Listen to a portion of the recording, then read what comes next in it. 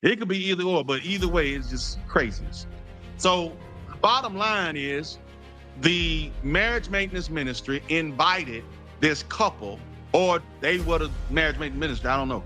But they came in and they were telling supposedly their testimony about how the husband was caught up in some type of abuse, addiction. You know, it was an addiction. I don't know what type of addiction. Well, I think it might have been alcohol or something, but he was caught up in some type of addiction. And testimony was, I don't even know what the testimony was, because it didn't seem like no testimony to me. Look, it's testimony if God bring you out.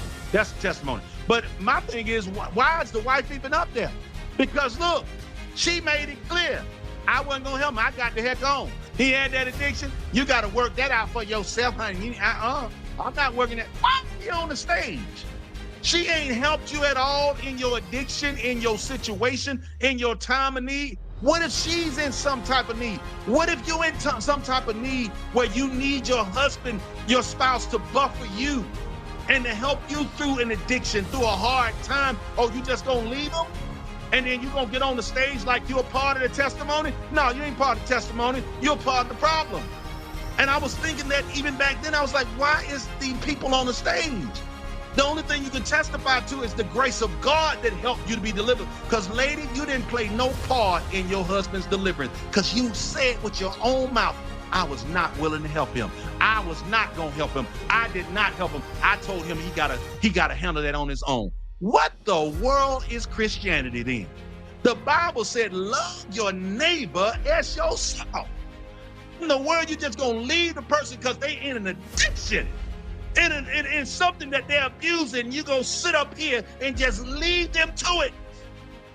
Just lead them straight. I ain't gonna deal with that. You all in yourself. Now, of course, I'm with keep yourself safe. Keep yourself safe. And see, this is why I was saying earlier that we need to have accountability. We need to have that accountability from a church organization.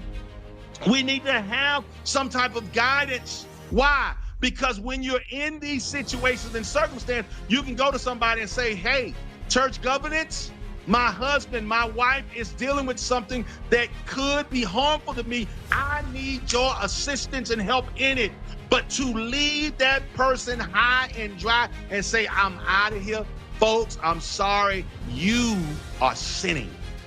And this Galatians 6:1 makes it very clear. That lady wasn't right, man.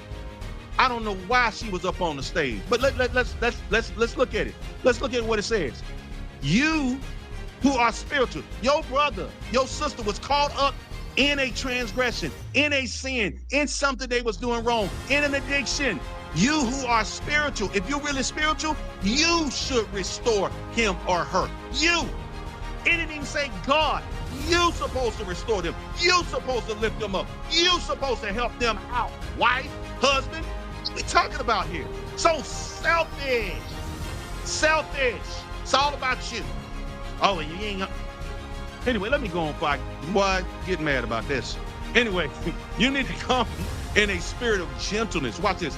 Keep watch. Watch this. Here's the key.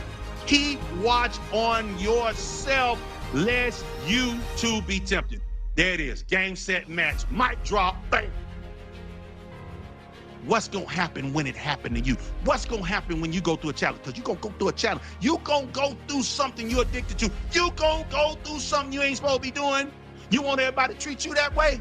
Just leave you on a little island by yourself. And the crazy thing about you are married to this person. Married to this person, and you just going to leave them on the island by themselves.